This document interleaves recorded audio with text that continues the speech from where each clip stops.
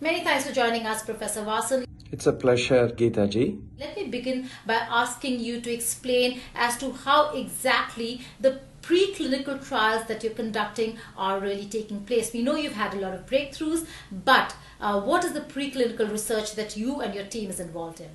So the Doherty Institute in Melbourne were able to isolate this virus from an imported case and passed it on to us.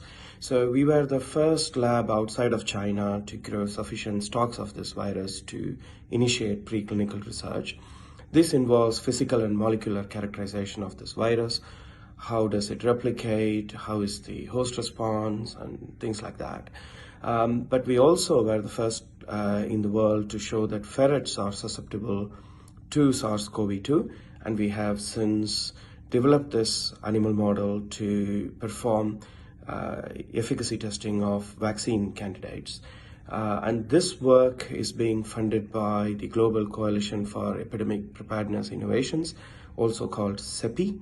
And we are at the moment running the world's first multi-vaccine efficacy studies in ferrets. Professor Vasan, are there different strains of the coronavirus that are being used in vaccine evaluation?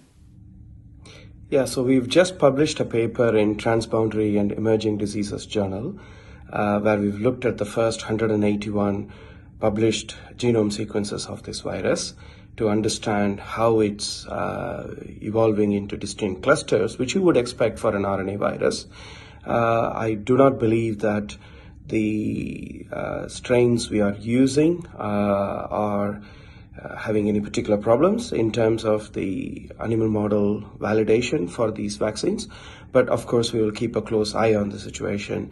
And as you can see, there are over 4,000 sequences now available. So we are continuing to monitor the situation closely. Many thanks for joining us on World Today, Professor Vasan. It was indeed a pleasure. Wishing you success from here in India in coming up with a solution to contain this global pandemic.